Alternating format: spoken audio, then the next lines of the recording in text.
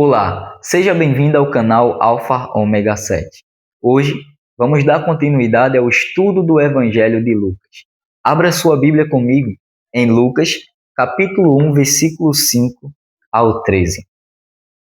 Antes de começarmos a ler, é sempre bom pedirmos a orientação do Espírito Santo para que a gente possa compreender a palavra de Deus. Feche seus olhos para que a gente possa orar. Querido Senhor, obrigado, Pai, porque estamos aqui para estudar a Tua Palavra, para aprender dos Teus ensinamentos e tirar lições para a nossa vida. Te pedimos que, de forma humilde e sincera, esteja o nosso coração, para que a gente possa aceitar os Teus ensinamentos. Que a Tua vontade seja feita nas nossas vidas. Abençoa a mim e a esta pessoa que está estudando a Tua Palavra do outro lado da tela. Seja feita a Tua vontade, nós te oramos, em nome de Jesus. Amém. Pessoal, antes de começarmos a ler, do versículo 5 ao 13, precisamos saber todo o contexto geral. Acontece que o Evangelho de Lucas inicia quando Deus volta a falar depois de 400 anos de silêncio profético, desde os tempos de Malaquias. E o cenário não era em Roma, o cenário não era um palácio, o cenário foi um templo em Jerusalém, com um sacerdote simples e humilde e anônimo aos olhos do mundo, chamado Zacarias. Lucas está querendo nos dizer que a história da salvação, ela começa com pessoas comuns, que se mantêm fiéis ao Senhor, mesmo quando parece que Deus está em silêncio. Agora que sabemos o contexto, vamos para o texto.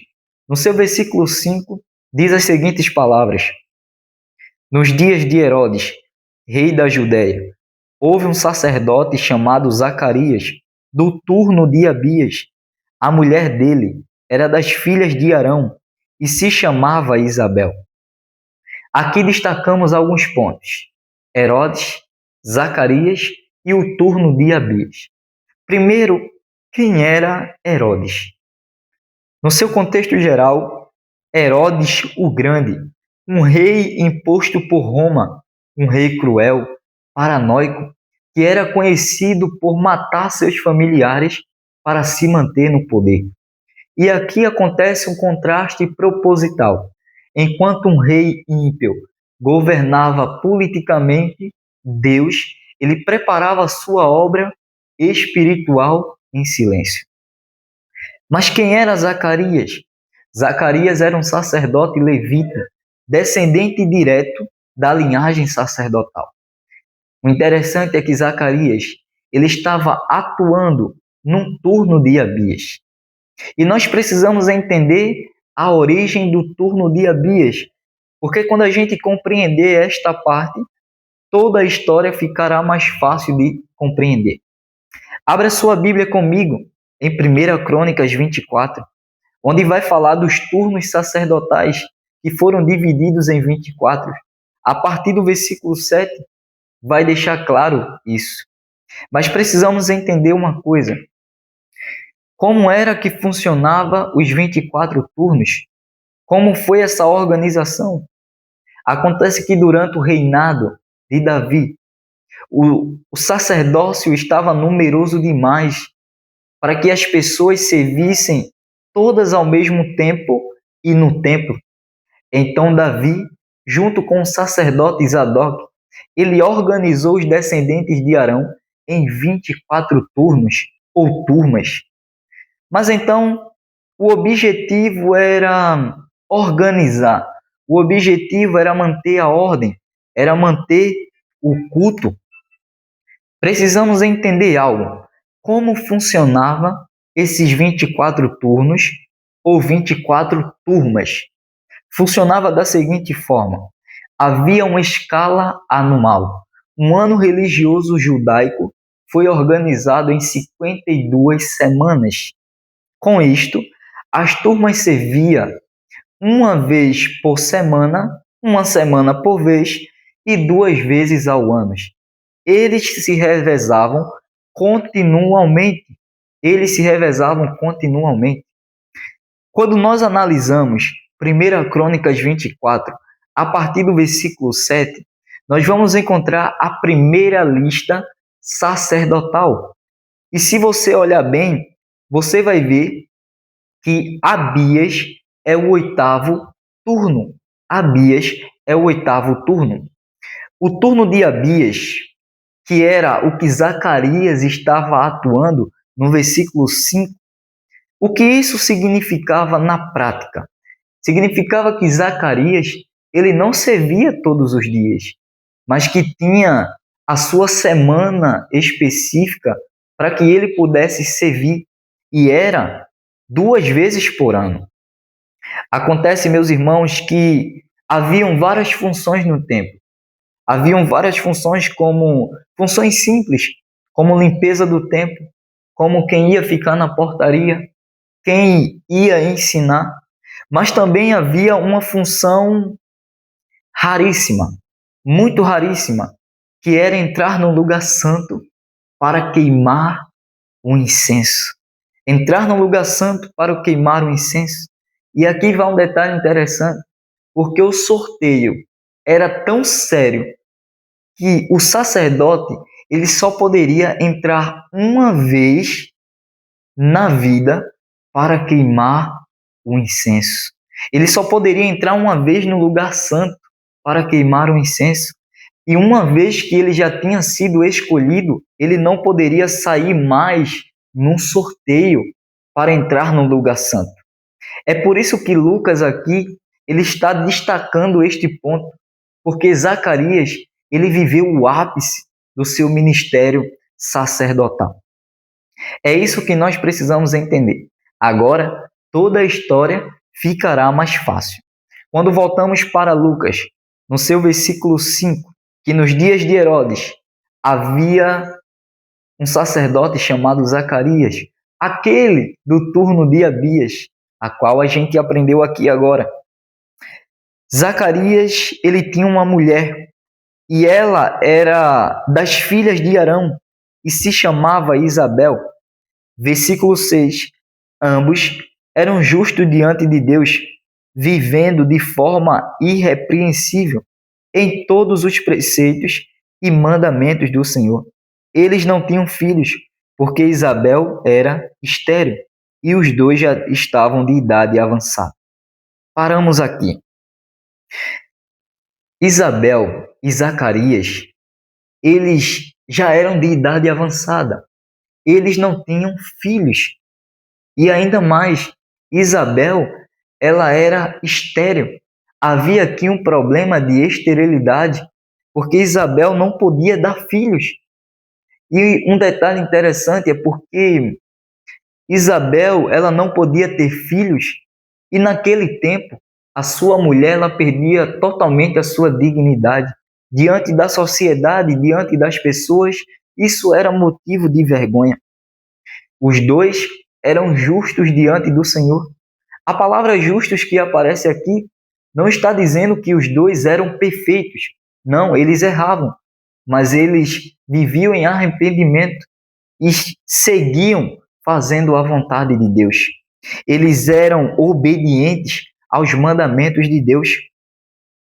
No versículo 8, vai dizer o seguinte: aconteceu que enquanto Zacarias exercia o sacerdócio diante de Deus, na ordem do seu turno, coube-lhe por sorteio entrar no santuário do Senhor para queimar o incenso. Aconteceu que Zacarias ele estava exercendo o seu sacerdócio, assim como a gente viu no turno de Abias. E o sorteio caiu sobre Zacarias, em ele entrar no lugar santo para queimar o incenso. Mas durante esse tempo, no versículo 10, durante esse tempo, toda a multidão do povo permanecia na parte de fora, orando. E eis que apareceu a Zacarias um anjo do Senhor, em pé, à direita do altar de incenso. Ao vê-lo, Zacarias ficou assustado e o temor se apoderou dele. Paramos aqui. Zacarias ele entra no lugar santo para queimar o incenso. O incenso são as orações dos santos. Só que enquanto Zacarias ele entra no lugar santo para queimar o incenso, ao lado direito do altar lhe aparece um anjo. Aparece um anjo, aparição angelical. Esse anjo se chama Gabriel. E quando o anjo aparece, a Bíblia é bem clara em dizer que Zacarias ele ficou assustado e o temor se apoderou dele. Mas então o anjo disse as seguintes palavras: não tenha medo. A sua oração foi ouvida. Sua mulher dará à luz a um filho e ele se chamará João. Quando o anjo aparece, Zacarias ele fica assustado, ele fica com medo. Mas esse medo, ele não era um medo comum, era apenas uma reação natural diante do sobrenatural. Era uma reação comum do ser humano. Zacarias, ele teve o temor, porque ele estava entendendo, ele estava consciente da santidade de Deus. Mas então, o anjo disse as seguintes palavras: Zacarias, não tenha medo, a sua oração foi ouvida. E nós precisamos refletir nisso. A oração de Zacarias, ela foi ouvida. A oração de Zacarias foi ouvida. Mas que oração é essa? Quer dizer que Zacarias, ele orava antes? Zacarias orava antes? Sim, Zacarias orava para que sua mulher desse à luz a um filho. E então, a oração de Zacarias estava respondida neste momento. Talvez uma oração antiga e esquecida, mas que agora, neste momento, estava sendo respondida. Então, Zacarias, não tenha medo, a sua oração foi ouvida e sua mulher dará à luz a um filho e ele vai se chamar João. João significa o Senhor é gracioso, o Senhor é gracioso. Meus queridos irmãos, minhas queridas irmãs, o Senhor é gracioso. Entenda que Deus, ele ouviu, ele lembrou, ele agiu, ele superou o impossível. O filho não seria apenas uma bênção pessoal, mas seria parte do plano da salvação, porque João, ele seria o precursor do Messias. Uma conclusão é que Deus ele age no silêncio.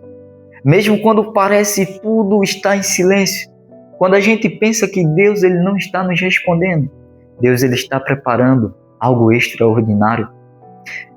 A fidelidade na espera, ela não é em vão. Assim como Zacarias e Isabel oraram por muito tempo, esperavam e tiveram a sua oração, depois de muito tempo, respondida. Talvez você esteja pensando: há quanto tempo eu tenho orado? Há quanto tempo eu tenho falado com o Senhor e Ele ainda não me respondeu? Calma, eu queria te dizer algo. Continue sendo fiel ao Senhor. Porque o Senhor ele aparece na história em seu determinado tempo. Na hora certa, no tempo certo, Ele vai te responder. Quando o céu parece calado demais, Deus está preparando algo maior do que pedimos. Deus ele sabe o melhor para nós. Deus ele sabe o que a gente necessita, o que a gente precisa. Ele conhece as nossas vidas desde o ventre das nossas mães. Assim como Zacarias e Isabel, que nós venhamos continuar sendo fiéis ao Senhor, mesmo quando tudo parece que Deus está em silêncio. Mas entenda que enquanto o céu está calado, Deus está preparando algo maior do que a gente pede. Detalhe, amanhã, às 7 horas da noite, sairá um vídeo de profecia, a qual estudaremos as profecias do Senhor. Ative o sino para que você não possa perder. Que Deus te abençoe e até o próximo vídeo.